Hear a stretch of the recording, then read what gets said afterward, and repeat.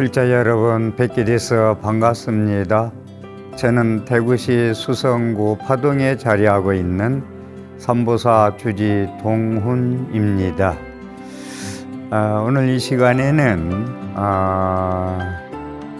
알코올 중독자, 술 중독자가 있었는데 원인이 어디에 있었느냐 하니까 그 조상 중에서 선대 조상 중에서 술을 많이 드시다가 술병으로 돌아가신 분이 일단 그 자손한테 빙의 돼 가지고 그분이 알코올 중독된 얘기 먼저 들리도록 하겠습니다.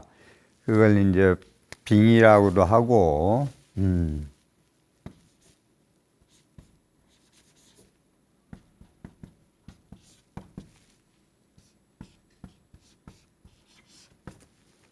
빙의.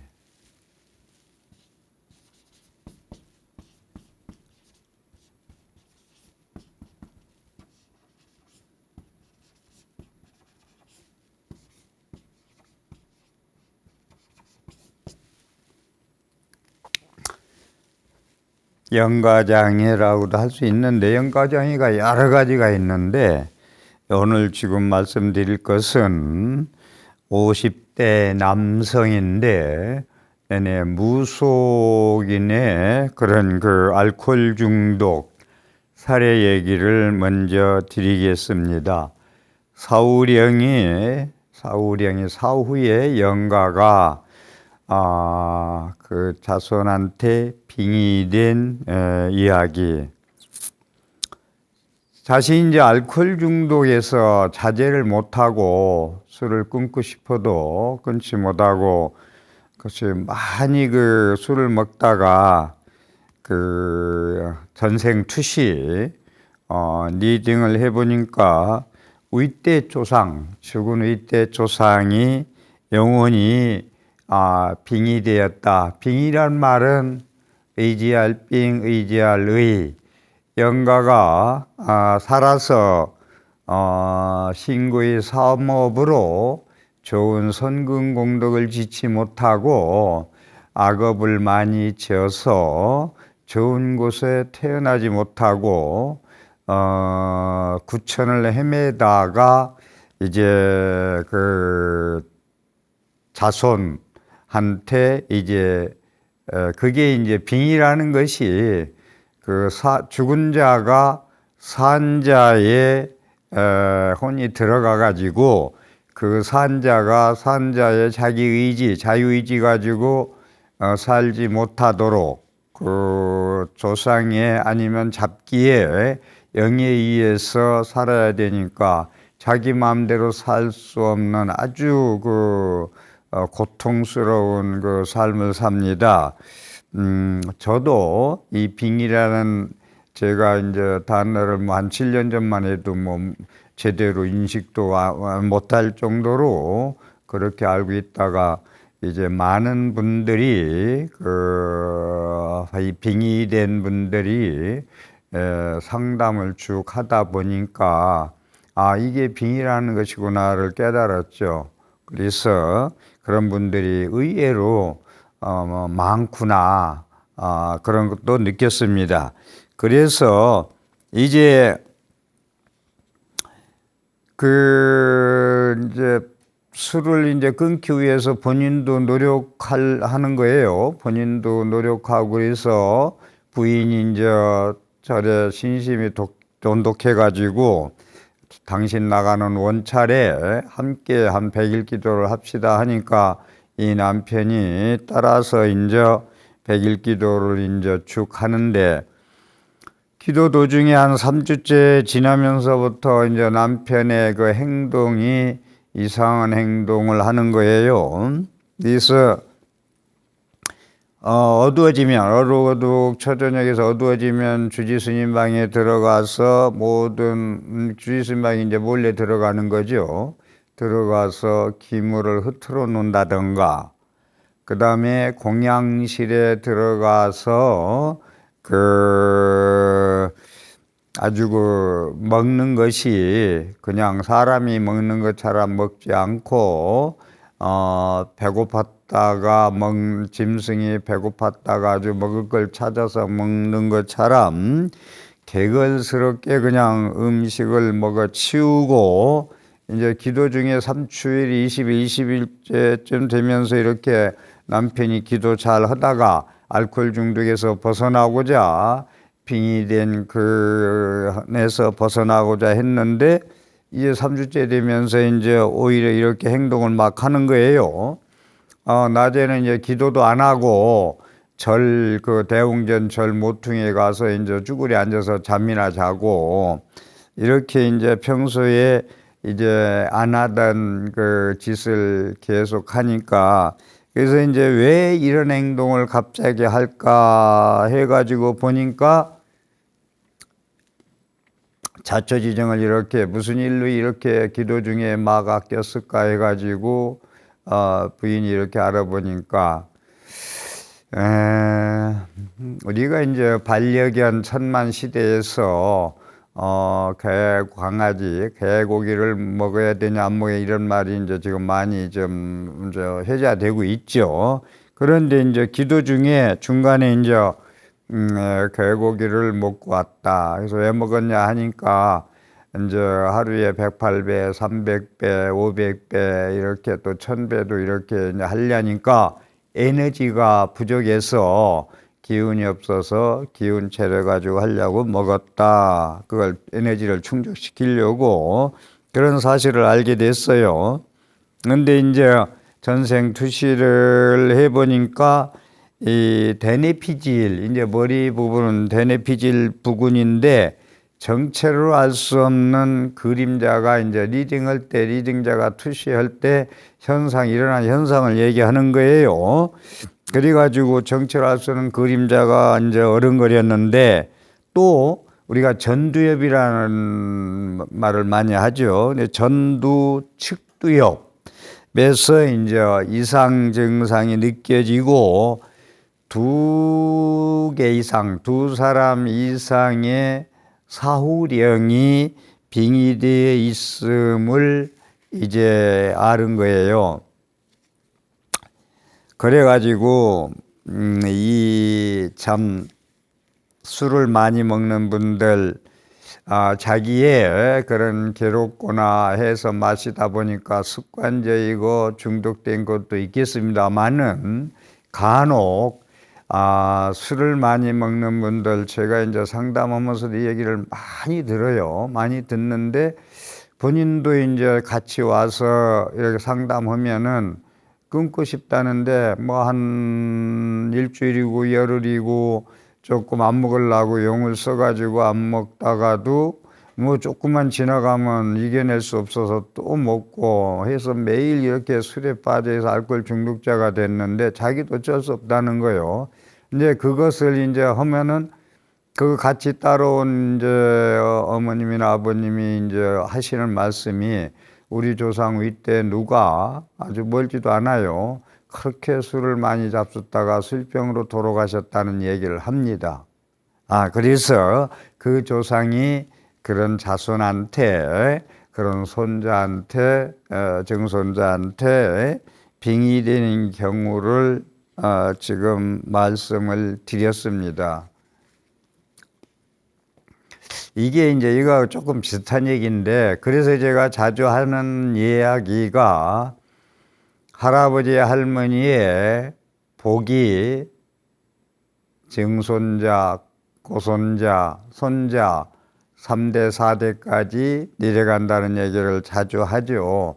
그래서 우리가 자손한테 재산을 물려주는 데만 몰두할 게 아니라 잘 살아가지고 좋은 업을 잘 살아야 그 자손 만대에 복받은 잘 사는 그런 분들이 많이 나올 수 있다. 그러니까 잘 살아야 되겠죠. 그것이 자기 업은 자기 업에서 끝나는 게 아니라 자손들까지도 상속된다는 이야기.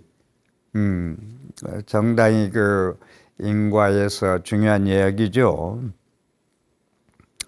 그리고 이제 메리 알링 에버라는 사람이 이제 심리학자고 이 전생 투시를 잘 아는 메리 알링 에버라는 사람은 무엇이라고 말을 하고 있느냐면, 이 내내 빙의된 얘기를 한번 들어봅시다. 세상에서 가장 곤혹스러운 장면 중에 하나, 세상에서 가장 곤혹스러운 장면 중에 하나, 어떤 남자가 아버지의 영혼이 깃든 개를 끌고 가는 모습을 보는 것이다. 이건 전생 투시에서 보일 때 얘기지, 인간이 이렇게 전생 투시 않으면은 그렇게 그게 보이든 않겠죠. 근데 그분들의 눈에는 그게 보인다. 자, 세상에서 가장 곤혹스러운 장면 하나는 어떤 남자가 아버지의 영혼이 깃든 개, 그 아버지의 영혼이 돌아가셔가지고 좋은 데 못 가고 살아서 키우는 강아지에 들어가 있단 말이에요. 이게 보이는 거예요. 그걸 끌고 가는 모습을 보는 것이다. 또 하나는 이제 어머님이 돌아가셨는데 엄마의 영혼이 깃들어 있는 말을 몰고 가는 여자, 이건 이제 보는 실증적인 걸 이야기하는 거예요. 그게 아주 가장 보이는 것 중에서 곤혹스러운 장면이었다. 엄마의 영혼이 깃들어 있는 말을 몰고 가는 여자의 모습을 볼 때 곤혹스러웠다. 또 하나는 형제지간에 형이나 동생이나 누이나 누님이나 영혼이 깃들어 있는지도 모르는 반려견을 괴롭히고 있는 아이들을 볼 때 곤혹스럽다. 형이나 동생이나 누나나 이런 영혼이 죽어서 깃들어 있는지도 모르는 반려견, 걔가 그냥 걔가 아니고 형제가 죽어서 거기에 빙의된 그런 반려견을 괴롭히고 있는 아이, 뭐 아이가 됐든 어른이 됐든 그걸 보는 것도 그렇게 곤혹스러운 장면 중에 하나다. 이게 참 우리가 몰라서 그렇지 전생연생 내생에서 자세히 투시를 하고 리딩을 하고 전생을 들여다보면은 이렇게 끌고 가는 말이 그냥 말이 아니고 엄마의 영혼이 깃들이는 말일 수도 있고, 반려견이 내가 괴롭히고 있는 그 반려견이 형제 자매가 혼이 들어가 있는 빙의된 그러한 반려견을 괴롭히고 있지 않는가, 이런 것을 한번 생각 좀 해보아야 되겠다. 그래서 인간으로 환생하기 직전에 개로 태어나는 경우가, 강아지로 태어나는 경우가 많다. 그래서 이 사람이 나쁜 곳에 떨어져도, 지옥에 떨어져도 지옥에서 이렇게 쭉 올라서 축생, 짐승으로 해서 짐승에서 이제 강아지로 바꾸고, 짐승도 강아지 같죠. 강아지로 마지막 바뀌면서 인간으로 태어난다는 건데, 그래서 인간 환생의 직전이 개로 태어난다는 이야기가 아주 많아요.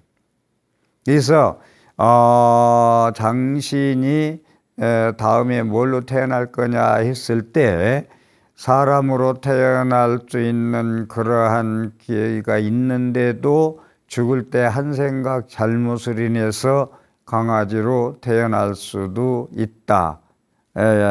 그런 이야기, 그 인간의 영혼보다는 강아지가 낫죠. 지능이나 모든 게 많이 낮은데 같은 주체의 에너지를 가지고 있다고 그래요. 또 제가 들은 이야기인데 개의 고기의 육질과 사람의 육질이 같다는 이야기를 들었어요. 그렇기 때문에 우리가 개고기를 지금 천만 반려견 시대에 먹어야 되느냐 안 먹어야 되느냐 반대 여론도 많고 그럽니다만은, 여기서 제가 드리고 싶은 말씀은, 지금 건강식품이 약품 말고 식품이 엄청나게 쏟아져 나옵니다. 사람이 영양 먹을 게 없어서 이 개고기를 먹어야만이 영양을 섭취할 수만은 없다, 하지 않는다. 개고기, 이게 혐오식품이 될 수가 있어요. 개고기를 먹는 건. 그런데 그 개고기를 먹지 않아도 지금 세상에는 그 건강을 도와줄 수 있는 보조 건강식품이 무수히 나오고 있다. 꼭 그걸 먹지 아니해도 내 건강하게 할 수 있는 영양식은 많이 있다 라는 말씀을 드리고, 될 수 있으면 참 안 먹는 게 좋지 않겠냐. 그래서 어쨌든 이 강아지, 개, 사람과 같이 거의 한 식구처럼 반려견을 키우는 분들은 이렇게 하고 있는데, 반려견 얘기는 지난번에도 한번 1시간 드렸는데,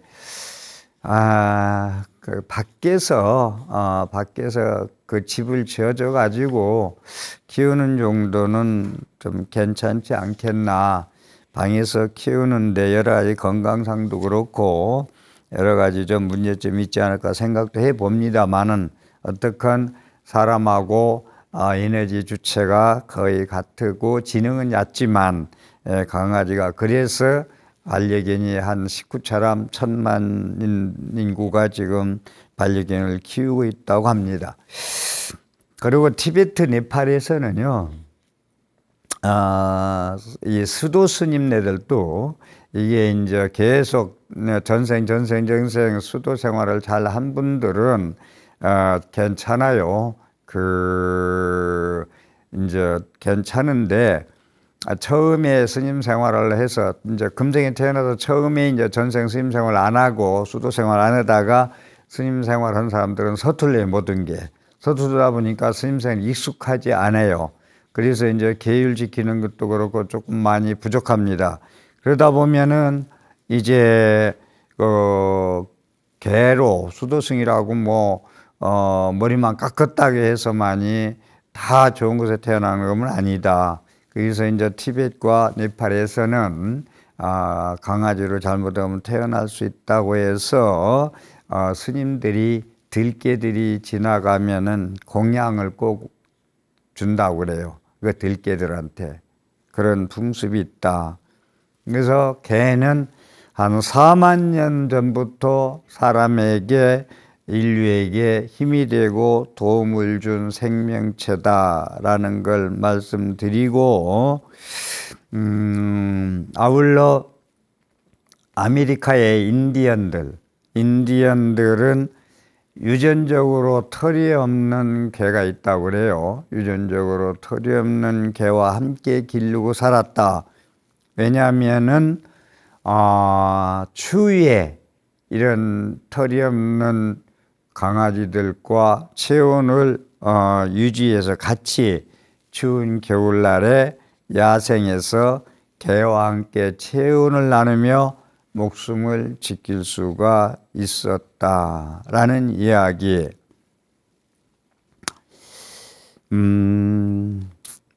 그래서요, 왜 불교에서 살생을 금지하는가? 불교는 중생주의예요. 인본주의라기보다 인본주의, 휴머니즘, 인본주의보다는 불교는 중생주의다.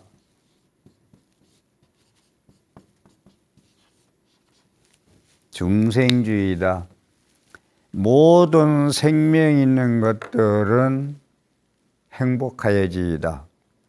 모든 건 한 생명이기 때문에 불교에서 보기는 풀 한 폭이나 개미 한 마리나 사람 목숨이나 똑같이 한 생명으로 보기 때문에 사람이 인본주의로서 마음대로 짐승은 살생하고 잡아먹고 해도 되는 게 아니라 모든 불교는 생명이 있는 것이요, 꽃 한 송이나 개미 한 마리나 모든 한 마리 모든 생명체는 사람이 마음대로 죽여도 되는 것이 아니다. 중생주의이기 때문에 그러다.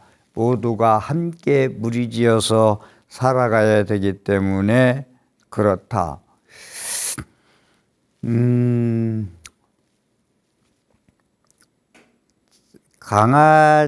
반려견을 키우다가 아기들이 낳고 그러면 털이 빠지고 그러니까 집안에 키우기가도 그렇고, 이게 키우는 사람 얘기 들어보면 보통 그 정성이 들어가는 거 아니에요. 오히려 병원도 그렇고 사람보다 더 병원을 자주 다니기도 하고, 아주 그 키우기가 힘들어서 이제 집안에서 반대하는 분도 있고 그러다 보니까 이걸 점점 정리하는데도 어디다 보내기도 그렇고 안락사시키기도 그렇고 보내기 힘든 것이 뭐냐면은, 그렇게 이제 보내고 가족들이 회의를 내서 없애자고 이제 마음을 먹어도 그걸 이제 어디 보낸단 말이야. 누가 이제 키우고 싶다 해서 이제 보낸다든가 어디 그 협회나 이런 데 보내면은 그 사람이 어려서 데려다가 그 새끼 때 데려다 키우던 그 정성으로 키울 것이냐, 안 키운다 이거지. 잘못하면 어디다 이제 팔아먹고 그래가지고 누가 잡아먹기도 할 수 있다라고 보니까 거기에서 걸리더만요. 그 반려견을 정리하고 싶어도 이것이 내가 돌보지 아니하면은 어디 가서 참 자기도 모르게 죽어갈 때 이것도 죄지는 게 아닌가 싶은데, 어쨌든 그 모든 것들이 자기 업이 아니냐는 생각도 해보고요. 이제 반려견하고 이제 반려묘 이 고양이 이야기를 좀 하겠습니다. 죽은 새끼들이 고양이들이 죽어서 사람으로 환생하는 이야기를 좀 드리도록 하겠습니다. 그런데 짐승 세계요, 동물 세계는 사람한테 적용하는 카르마 법칙과는 다른 차원이에요. 이 짐승 세계는, 다시 말해서 동물의 왕국을 보다 보면은 사자나 호랑이나 치타나 하이에나 이런 것들이 사슴이나 모든 약한 이런 그 짐승을 이제 사냥해서 먹고 살죠. 그러면 그건 짐승들이 악업을 짓는 게 아니냐, 약육강식으로 힘이 강하다 해서 모든 걸 약하다고 그냥 잡아먹어서 되겠냐 그러는데, 동물의 세계에서는 카르마 법칙이 적용되지 않는다는 말씀을 먼저 드리겠습니다. 늑대가 사슴을 잡아먹는 건 살생이죠. 살생형이면 사람과 똑같이 살생의 업보를 받느냐? 그렇지 않다라는 얘기가. 왜냐? 짐승으로 태어난 자체가 카르마 법칙을 받은 거예요. 짐승으로 태어난 자체가. 이네들은 잠자지 않으면은 깨면은 그냥 먹을 것 찾으러 그냥 땅만 쳐다보고 네 발로 걸어 다니잖아요. 이게 짐승으로 태어난 자체가 사람으로 태어났을 때 인간으로도 제대로 못하고 짐승같이 살다 보니까 그러한 네 발로 돌아다니는, 먹을 것만 찾고는 더러운 깨끗한 것도 없이 그렇기 때문에 동물의 세계는 강자가 약자를 자기 생명을 보호하기 위해서 잡아먹는 건 인간에게 적용되는 카르마 법칙, 업의 인과는 받지 않는다는 말씀을 좀 드릴 수가 있습니다. 자연의 순한 법칙에 위배되지 않는다. 책임을 지지 않는다. 사람은 자기 한 일에 대해서 책임을 져야 되거든요. 나쁜 일을 하면 나쁜 일에 대한 책임을 져야 된다. 벗어날 수가 없다. 누구한테 책임 전가할 수가 없다. 그런데 강한 짐승이 약한 짐승을 잡아먹었다 해서 그 책임을 물을 수는 없다라는 말씀입니다. 동물은 도덕적 가치로 인식할 수가 없기 때문에 그렇다.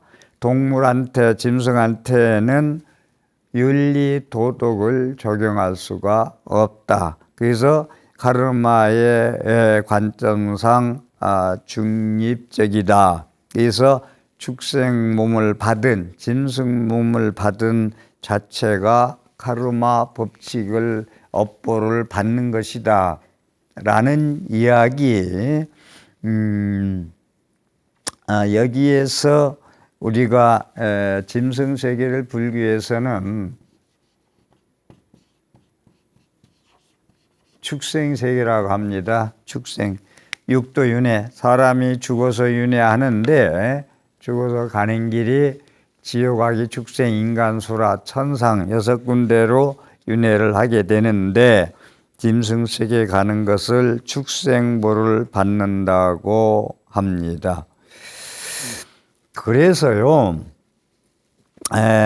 동물의 세계에서는 선과 악이 가리기가 불가능하다. 선과 악이다. 사자가 노루를 잡아먹는다 해서 악이다. 선이다. 생존의 그 성질이기 때문에 어찌할 수 없다라는 이야기. 사람은요, 이기심에 의해서 모든 말하고 행동하고 생동을 움직입니다. 이기심에서. 그래서 불교에서 자비심을 얘기하는 것, 종교에서 모든 사랑을 자비심을 얘기하는 이유가 자기를 이기심을 버리고 모두 함께 살아가는, 생명 있는 건 모두 함께 살아가는 원리, 세상의 이치, 세상의 존재 원리이기 때문에. 그런데 짐승의 세계에서는요, 자기가 생존을 위해서 잡아먹고 그러지만은 상당히 순수한 영혼을 가지고 있다. 반려견을 키우고 강아지를 키우고 고양이를 키우는 사람들은 짐승한테 순수함에 그런 그 주인에 대한 그런 따름 이런 거에 대해서 그 반려동물들이 영적이 상당히 진화됐다는 거예요. 오히려 반려견을 키우는 사람들은 우리 집에 키우는 반려견보다 사람들이 더 못됐다는 얘기들을 많이 하는 걸 제가 들었는데, 사람보다 더 순수한 영혼을 가지고 있다. 사람들은 너무나 자기 이기적으로 성품이 탐진이 삼독으로 많이 쌓여 있기 때문에 인간 세계가 그러한 짐승 동물 세계보다 더 업이 더 강하게 작용하는 그런 신구의 삼업을 하고 살고 있다는 말씀.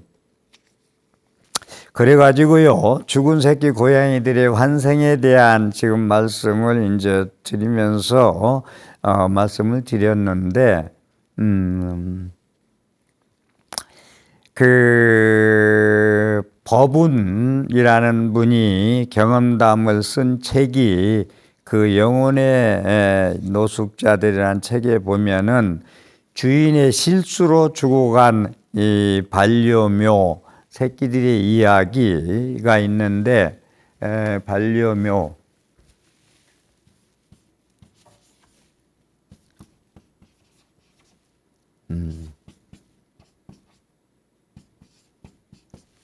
이거 이제 고양이 묘자입니다. 반려견 할 때는 개견자를 쓰고 고양이 묘, 반려묘, 주인의 실수로 죽어간 고양이 이야기입니다. 어떤 남성이 30대 남성이 기르던 반려 고양이가 이분이 이제 30대 총각이 결혼했는데 부인이 고양이를 아주 싫어합니다. 그래서 별장으로 보내는데 보고 싶어서 이제 이게 설득을 합니다. 부인을. 그래서 도로 집에 이제 데려왔어요. 데려와서 이제 데려왔는데 이제 어느 날 해외여행을 한 10여일간 떠나는데 떠나는 아침에 반려묘 고양이가 창고에서 4마리의 새끼를 출산합니다. 출산하는데 창고에서. 그런데 이제 이거 반려견 키우는 분들이 이제 어디 멀리 뭐 국내든 국외든 외국 떠나려면 어디다 맡기기도 가고 뭐 병원에 맡기기도 가고 이게 상당히 어려움을 겪는 걸로 알고 있는데 10일간 여행을 떠나면서 이제 반려묘가 창고에서 4마리 새끼를 출산한 걸 모르고 창고 문을 잠그고 떠납니다. 출산할 때가 됐는지 그 안에 들어가 있는 모르고 창고에 4마리 새끼를 모른 채 잠그고 떠나는데 그 나간 사이에 어미 고양이는 이제 밖에 나와 있었고 이제 그 새끼들하고 이제 떨어지게 되죠. 그래가지고 새끼들이 이제 굶어 죽을 수밖에 없죠. 창고문을 잡고 갔기 때문에. 그런데 여행은 두 분이 떠났고 새끼들은 엄마하고 문을 잠가서 밖에 떨어져 있어가지고 잠겨 있고 그래서 새끼들은 4마리가 다 죽었습니다. 그런데 10개월 후에 임신했죠. 여행해서 이제 임신했는데 임신해서 10개월 10달이 지나서 아기를 낳는데 어떤 아기를 낳느냐면은 묘성증후군이라고 묘성증후군 그 병을 앓는 거.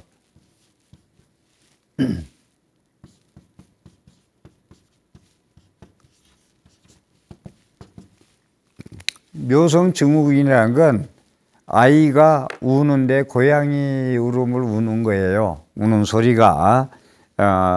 그래서 이제 고양이 울음소리를 내는 병이었는데 그런 질병을 앓는 아이가 탄생을 하게 됩니다. 그래서 그 책에 그 영혼의 노숙자들이라는 책에 보면은 법원이 이제 영적 투시를 해 보니까 죽은 고양이가 섭의 자식으로 태어난 거예요.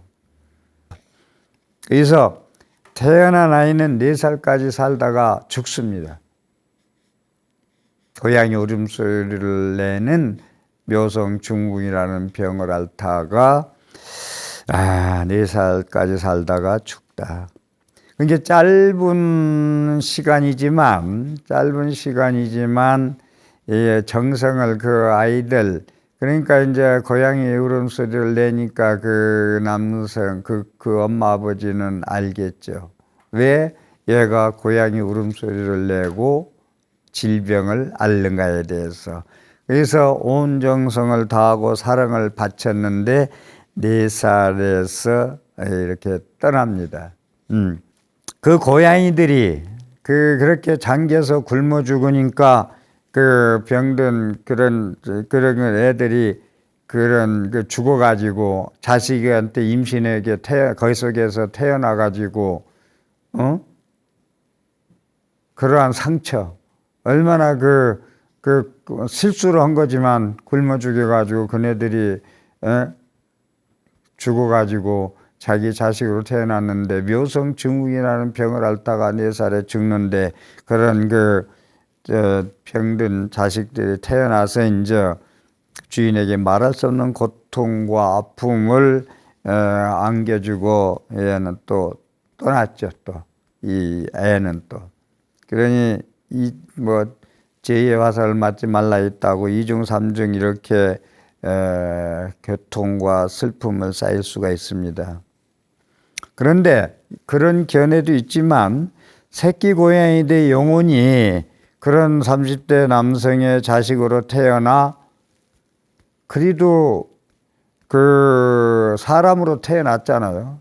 고양이 몸을 벗어서 4살까지 살다 갔지만 그것도 보상을 받은 거예요. 어떻게 보면 인도환생으로 했기 때문에 자식의 병을 치료하기 위해서 최선을 다하는 그러한 주인의 사랑과 정성을 아낌없이 받았을 거라는 것이 전생투시에서는 믿는다. 그러니까 그런 관계, 고양이들이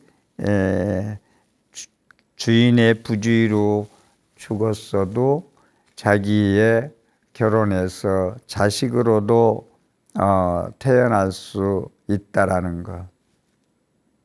그러니까 여기서 얘기하고 있는 건 동물의 영혼이 사람으로 환생할 수 있을까 문제입니다. 동물에 죽어서 사람으로 환생할 수 있을까?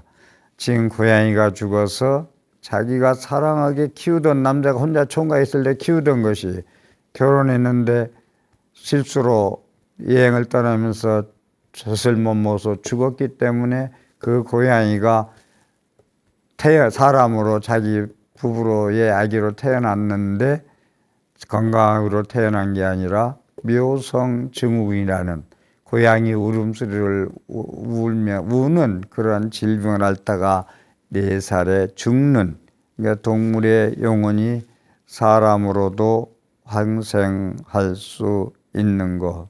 그래서 축생계에서의 환생, 짐승세계의 환생도 인간의나 다른 세계의 환생과 똑같이 인과법칙에서 돌아가고 있다는 거. 그래서 축생계에서도 이렇게 돌고 돌기 윤회를 한다. 그렇기 때문에 이 반려견에 대해서 죽으면은 반려견에 대해서도 공덕을 베풀어 줄 필요성이 있다라는 이야기. 시간이 다 돼서 동물들, 짐승들의 영혼이 사람으로 환생할 수 있을까? 먼저 결론은 환생할 수 있다. 그래서 그에 대한 말씀을 다음 시간에 또 드리도록 하겠습니다. 오늘 또 제 강의의 진행 생활에 도움이 됐으면 ARS 060-800-7000번을 정성껏 눌러서 질 좋은 프로그램 제작에 힘을 보태십시오. 함께 해주셔서 감사합니다.